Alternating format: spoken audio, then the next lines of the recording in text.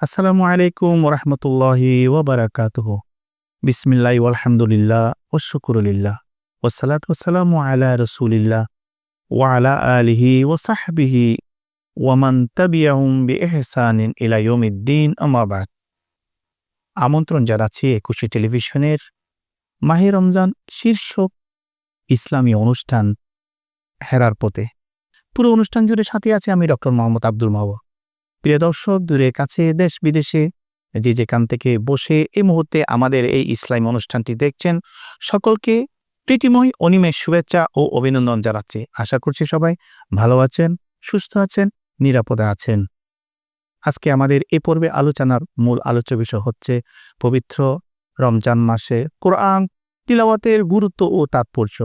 এই বিষয়ের উপর আলোচনা করবার জন্য স্টুডিওতে আমন্ত্রিত অতিথি হয়ে উপস্থিত হয়েছেন একজন প্রথিতযশা ইসলামী চিন্তাবিদ, ইসলামী ব্যক্তিত্ব, চট্টগ্রাম জামিয়া আহমদিয়া সুন্নিয়া কামিল এম.এ মাদ্রাসার সম্মানিত মুহাদ্দিস ডক্টর মোহাম্মদ নাসিরউদ্দিন। আসসালামু আলাইকুম ওয়া রাহমাতুল্লাহি ওয়া বারাকাতুহু।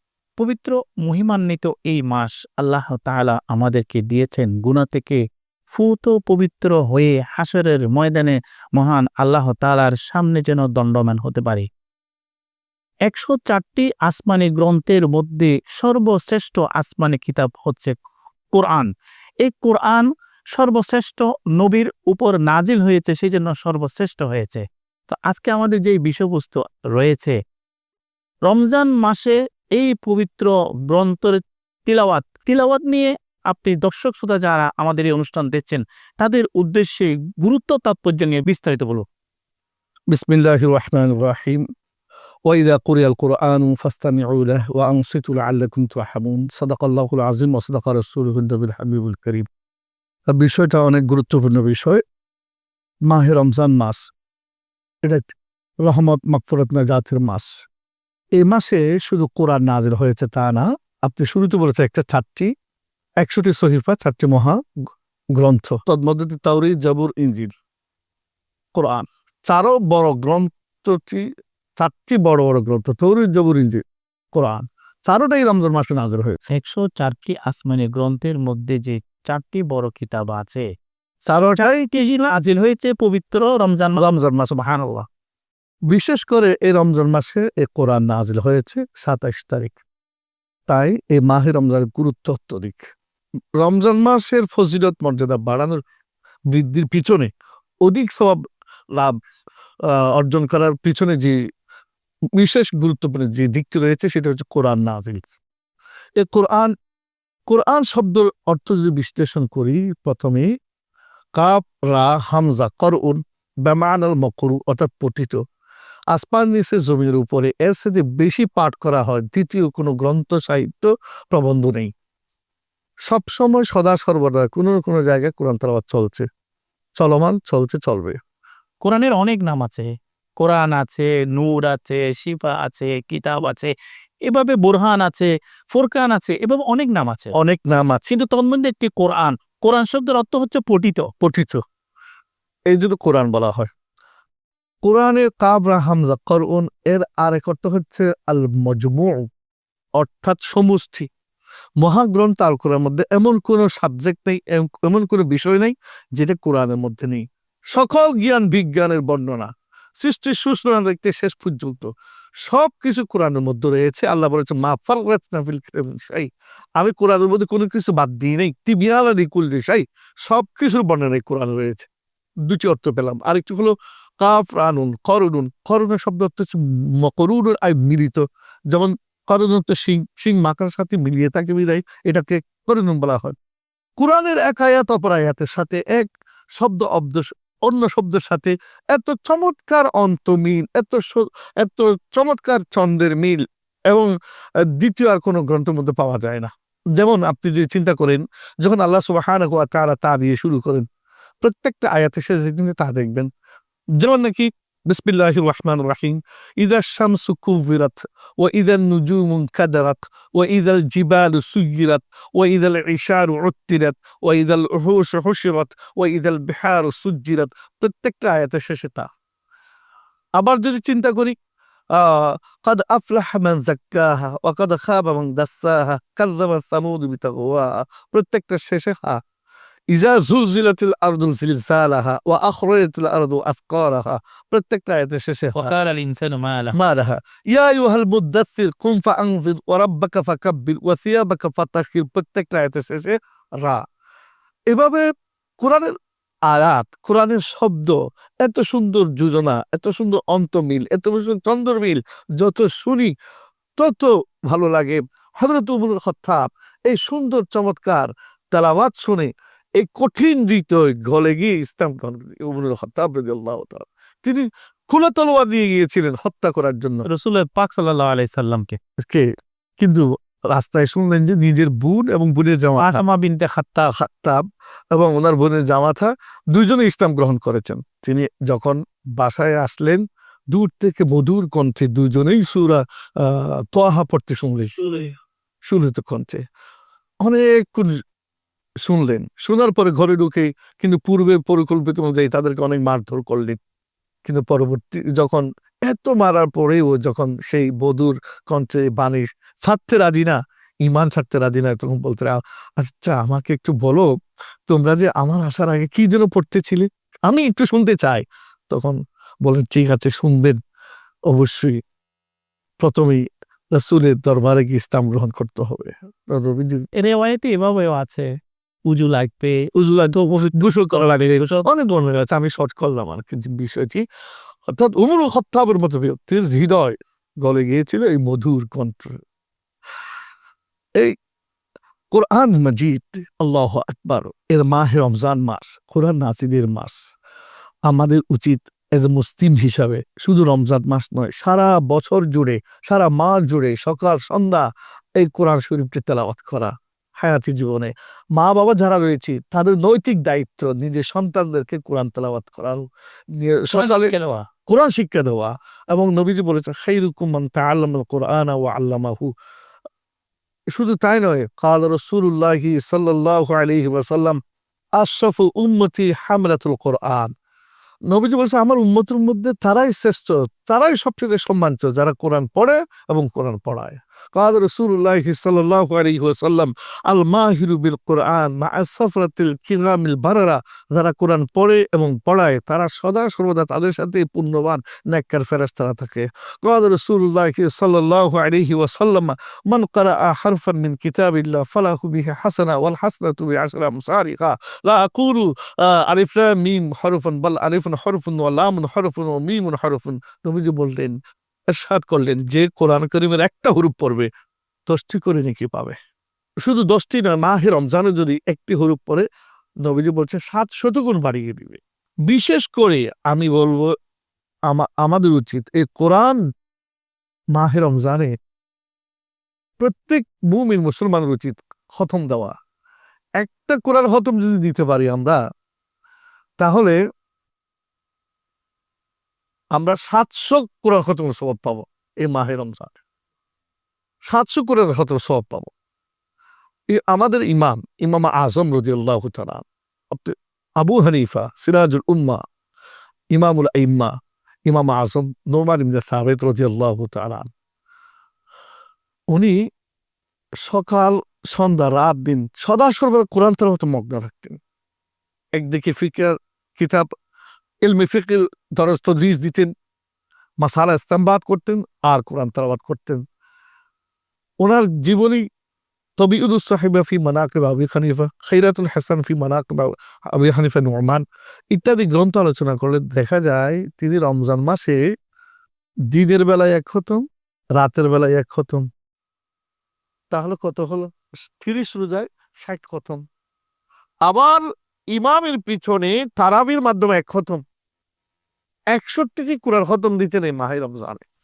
কিন্তু আফসোসের বিষয় আমরা সেখানে তাড়াহুড়া করে অনেকেই দেখি 10 দিনে, 11 দিনে, 15 দিনে, 19 দিন কোরআন খতম দিয়ে দিই, এরপর বন্ধ করে দিই, কোরআন তেলাওয়াত বন্ধ হয়ে গেছে। মনে হচ্ছে 15 দিন কোরআন শরীফ এসেছে। 30 দিন 60 খতম দিতেন, রাত্রে এক খতম, দিনে এক খতম।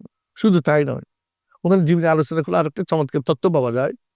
তিনি যখন মক্কা শরীফ, মদিনা শরীফ, হেরম শরীফে ছিলেন, তখন এই হেরমের মধ্যে তিনি 4000 কোরআন খতম দিয়েছেন। তিনি যেখানে শাহাদত বরণ করেছেন কারাগারে, ওনাকে প্রধান বিচারপতির আসন অলঙ্কৃত করার জন্য বারবার বলা হয়েছে, তিনি কিন্তু সেই দায়িত্ব গ্রহণ করেননি। সেই বলে তাকে কারাগারে নিক্ষেপ করা হলো।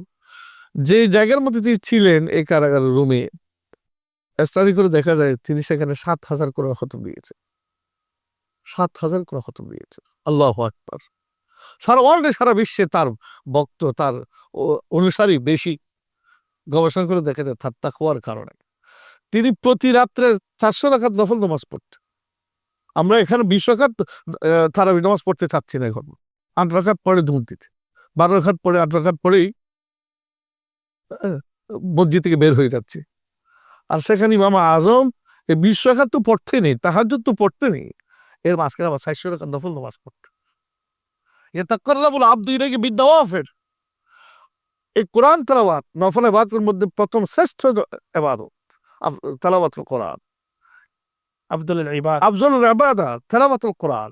ইবাদতের মধ্যে ফরজ ইবাদতের পর কোরআন তেলাওয়াত, এটা শ্রেষ্ঠ ইবাদত। আর বিশেষ করে আপনার মাধ্যমে আমি দর্শক শ্রোতাকে একটা তথ্য উপস্থাপন করতে চাই। অনেক মাতা পিতা সন্তানের স্মৃতিশক্তি, পাওয়ার অফ মেমোরাইজ, কুওয়াতে হাফেজা নিয়ে খুব চিন্তিত থাকে। অনেক স্টুডেন্ট সকালে পড়ে বিকাল বন্ধ থাকে না, বিকাল পড়ে সকাল বন্ধ থাকে না, রাত্রে পড়ে দিনই বন্ধ থাকে না, দিনই পড়ে রাত্রে বন্ধ থাকে না। তারা অনেক হুজুরদের শরণাপন্ন হন বা ডাক্তারের শরণাপন্ন হন, অনেক পরামর্শ নেন। আমি তাদের জন্য আপনার মাধ্যমে জানার মুখ, তারা যেন দেখে দেখে কোরআন শরীফ পড়ে, তেলাওয়াতুল কোরআনে নজর। কোরআন শরীফ যদি দেখে দেখে কোনো স্টুডেন্ট পড়ে, যে কেউ পড়ে, তার স্মৃতি শক্তি বাড়বে। যেমন আপনি চিন্তা করুন, একজন হাফিজুল কোরআন সকাল শুরু যখন করে কোরআন তেলাওয়াত, তখন অর্ধ পৃষ্ঠা মুখস্থ করে। কিন্তু সে ছেলে যখন 1 মাস 2 মাস চলে যায়, সে 1 পৃষ্ঠা মুখস্থ করতে পারে, পরবর্তী দেখে যে 2 পৃষ্ঠা, এমনকি অর্ধ পারা 10 পৃষ্ঠা পর্যন্ত, 5 পাতা 10 পৃষ্ঠা অর্ধ পারা একদিনে মুখস্থ দিতে পারে।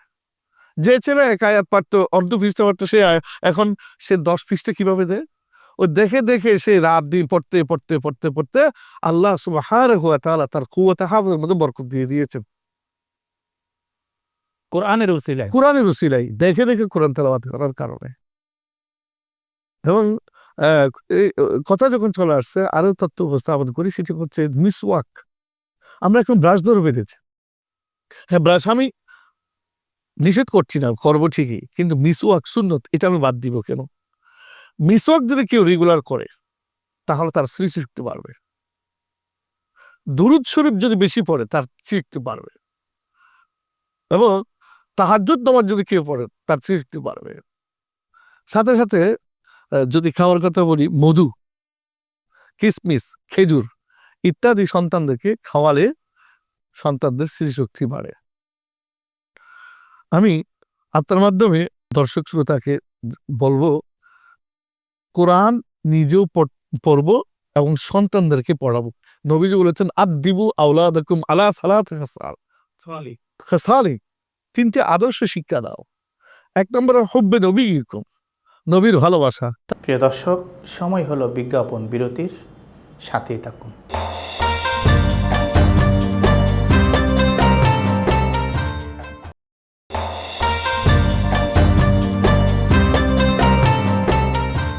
বিজ্ঞাপন বিরতির পর আবারও ফিরে আসলাম আপনাদের প্রিয় ইসলামী অনুষ্ঠানে। রাসূলুল্লাহ সাল্লাল্লাহু আলাইহি ওয়াসাল্লাম নির্দেশনা দিয়েছেন, তুমি তোমার সন্তানদেরকে 3টা জিনিস শিক্ষা দিবে, তাতে তারা সাফল্য হবে, তাতে তারা কামিয়াবি হবে এবং তারা শ্রেষ্ঠত্ব অর্জন করতে পারবে। যে অবশ্যই এটা মা বাবার দায়িত্ব, সন্তানদেরকে ছোটবেলা থেকে নবীর প্রেম শিখানো, রসুলের মহাব্বত শিখানো। যে নবীর মহাব্বত যে সন্তান হৃদয়ে থাকে হলো হুব্বে নবী। হুব্বে নবী, এটা এখন আমরা শিক্ষা দিচ্ছি না। নবী প্রেম, নবী প্রেমটা আগে ঢুকে দিতে হবে অন্তরে, তাহলে সে আদব শিখবে, বড়দেরকে শ্রদ্ধা করবে, ছোটদেরকে স্নেহ করবে এবং ইসলামের নিয়ম কানুন মান্য করবে। মাল্লাম ইয়ারহাম সাগীরানা ওয়া লাম ইউক্কির কবীরানা ফালাইসা মিন্না। দ্বিতীয়টা বলা হচ্ছে ওয়া আহলে বাইতিহি, ইমাম হাসান হুসাইনের ভালোবাসা, ইমাম জৈনুল আবিদের ভালোবাসা, ইমাম জাফর সাদেকের ভালোবাসা, ইমাম বাকরের ভালোবাসা, অর্থাৎ আলে রাসূল, আওলাদ রাসূলদের কিয়ামত পর্যন্ত যারা আসবেন, তাদের ভালোবাসা সন্তানদের অন্তরে ঢুকিয়ে দিতে হবে। তৃতীয় নম্বর ওয়ালা কিরাআতুল কোরআন, কোরআনের শিক্ষা দিতে হবে, কোরআনের তালিম দিতে হবে। এখন দেখা যায় বর্তমান ট্রেডিশন এমন হয়ে গেছে, সকাল হলেই বিশাল এক গাঁটটি কামের উপর দিয়ে ইংলিশ মিডিয়ামে পাঠিয়ে দেওয়া হয় সন্তান। সকালে আমাদের মা বাবারা আমাদেরকে পাঠিয়েছিলেন মাকতবে, মসজিদে মাকতবে কোরআন তেলাওয়াতের জন্য। এখন পাঠানো হচ্ছে ইংলিশ মিডিয়ামে। আমি ইংলিশ মিডিয়ামে সকালবেলা পাঠা অসুবিধা নেই, কিন্তু অন্তত বিকেলবেলা হলেও একজন টিচার রেখে বা কোরআন শিক্ষা, কোরআন শিক্ষা এটা বাধ্যতামূলক রাখতে হবে। সকালে পারি নেই সন্তানদেরকে দিতে, বর্তমান যে সিচুয়েশন, যে অবস্থা, আফসোস। আমরা হ্যাঁ পড়াবো, শিক্ষা দিব আমি জেনারেল শিক্ষা, কিন্তু কোরআন শিক্ষাটা 1 নম্বরে রাখতে হবে। আমি মুমিন, আমি মুসলমান, আমার ধর্মগ্রন্থ আল কোরআন, আমাকে ধর্মগ্রন্থটা 1 নম্বরে রাখতে হবে। এই শিক্ষা আমাদেরকে সন্তানদেরকে ছোটবেলা থেকে দিতে হবে। সকালে দিতে পারে নাই, বিকালে দিতে হবে, বিকালে দিতে পারে নাই, সকালে দিতে হবে। তাহলে সন্তানরা এই কোরআনের, অর্থাৎ কোরআন শিক্ষার জন্য যে কোনো একটি সময় বরাদ্দ রাখতে হবে। কাদের জন্য? সন্তান সুন্দরীর জন্য। বিশেষ করে মাহে রমজান, শাহরু রমাদান আল্লাযী উনজিলা ফীহিল কোরআন হুদাল লিন-নাস ওয়া বায়্যিনাতিন মিনাল হুদা। বিশেষ করে মাহে রমজানে নিজেরাও পড়ব এবং সন্তানদেরকেও দেখে এনে পাশে বসিয়ে একসাথে সংঘবদ্ধভাবে কোরআন তেলাওয়াত। মুহতারাম, আপনি চমৎকার বলেছেন। পবিত্র হাদিসের আলোকে আজকের বিষয়ের উপর একটু বিস্তারিত বলুন। قال رسول الله صلى الله عليه وسلم أشرف أمتي حملة القرآن। অর্থাৎ আমার উম্মতের মধ্যে তারাই সবচেয়ে মর্যাদাবান, যারা কোরআন পড়ে এবং পড়ায়। তাদের জন্য গোটা আসমানবাসী দোয়া করে, তাদের জন্য গোটা জমিনবাসী দোয়া করে। হাত্তাল ফি ইতান ফি জৌফিল মা, ওই সাগরের নিচে মাছ পর্যন্ত দোয়া করে। ও নম্রা ফি জুহরিহা, গর্তের ভিতরে যারা পিপিলিকা, এরাও দোয়া করে। আল্লাহ পাক রব্বুল আলামিন আসমান থেকে যত রহমত বর্ষণ করেন, যত রিজিক প্রদান করেন, এই তালেবে ইলমের উসিলায়, হাফেজুল কোরআনের উসিলায়। একটা হাদিস শরীফের সারমর্ম আপনাকে উপস্থাপন করছি। সেটি হচ্ছে, আমরা মানুষ একা থাকতে পারে না। দেখুন, ছোটবেলায় আমরা মা বাবার সাথে ছিলাম, বড় হয়েছি বন্ধুদের সাথে ছিলাম, আবার যুগল জীবন শুরু হয়, এরপরে ছেলে মেয়ের সাথে থাকে, বার্ধক্য অবস্থায় নাতি নাতনির সাথে থাকে। এন্তেকালের পরে কবরে কিন্তু কেউ থাকবে না, একা, ডানে বামে সামনে পিছনে আবদ্ধ, বন্দি এক ঘর। সূর্যের আলো নেই, চন্দ্রের আলো নেই, কিছু নেই, কেউ থাকবে না। এই অন্ধকার খবরটাকে আলোকিত কিভাবে কর? এই একা একা কিয়ামত পর্যন্ত ওই খবরে কিভাবে থাকবো? এটা চিন্তা করার বিষয়। ওই হাদিসের মধ্যে বলা হচ্ছে, যারা কোরআন পড়ে, যারা কোরআন তেলাওয়াত করে, কোরআন পড়ে, কোরআন পড়ায়, তাদের কবর থাকবে আলোকিত। এই কোরআন হবে নূর, আলো। এই কোরআন, ওই কোরআন তেলাওয়াতকারীর কবরকে আলোকিত করে বন্ধু হয়ে, করিন হয়ে সঙ্গ দিবে কিয়ামত পর্যন্ত। ইকরাউল কোরআন ফাইন্নাহু ইয়াতি ইয়াউমাল কিয়ামা শাফিআন লিআসহাবিহি। কিয়ামতের ময়দানে কোরআন পাঠকের পক্ষে আল্লাহর দরবারে সুপারিশ করবে। অনুরূপভাবে রমজান এটাও কিন্তু আল্লাহর দরবারে সুপারিশ করবে রোজাদারের। আল্লাহ তাআলা এই দুটোকে শক্তি দিবেন কথা বলার, সুপারিশ করবার জন্য। মুহতারাম, আমরা অনুষ্ঠানের শেষ প্রান্তে এসে পৌঁছে গিয়েছি। দর্শক শ্রোতা যারা আমাদের এই অনুষ্ঠান দেখছেন পৃথিবীর প্রত্যন্ত অঞ্চল থেকে, এই পবিত্র মহিমান্বিত মাস, আল্লাহ তাআলা গণনার দিক দিয়ে মাস হচ্ছে 12টি মাস। সেই 12টি মাসের মধ্যে শুধু রমজান মাসের নামটা কোরআনুল কারীমের মধ্যে রয়েছে। তো সর্বশেষ দর্শক শ্রোতার উদ্দেশ্যে আজকের বিষয় নিয়ে আপনার সর্বশেষ বক্তব্য হলো, অবশ্যই আমরা কোরআন নিজে শিখব এবং নিজের সন্তান সুন্দর শিক্ষা দিব। বিশেষ করে মাহে রমজানে আমরা প্রত্যেকেই খতম দেওয়ার চেষ্টা করব। সুপ্রিয় দর্শক, আমরা চমৎকার আলোচনা শুনেছি। পবিত্র মহিমান্বিত বরকতময় মাস রমজান আল্লাহ তাআলা আমাদেরকে দিয়েছেন গুনাহ থেকে ফুত ও পবিত্র হবার জন্য, হাশরের ময়দানে আল্লাহ রব্বুল আলামিনের সামনে দণ্ডবান হবার জন্য, যেন আমরা নাজাত পাই, যেন আমরা মুক্তি পাই, যেন আমরা সফল হতে পারি। সেই জন্য এই মহিমান্বিত মাস আল্লাহ তাআলা আমাদেরকে দিয়েছেন। সেই তন্মধ্যে সর্বশ্রেষ্ঠ আসমানি গ্রন্থ নাজিল হয়েছে এই মহিমান্বিত মাসে। প্রিয় দর্শক, এতক্ষণ পর্যন্ত যারা আমাদের সাথে ছিলেন, আমাদের অনুষ্ঠান দেখছিলেন, চোখ রেখেছিলেন সকলকে আমারও মোবারকবাদ জানিয়ে বিদায় নিচ্ছি এবং আগামী পর্ব দেখার আমন্ত্রণ জানাচ্ছি। ততক্ষণ সবাই ভালো থাকুন, সুস্থ থাকুন, নিরাপদে থাকুন। আসসালামু আলাইকুম ওয়া রাহমাতুল্লাহি ওয়া বারাকাতুহু।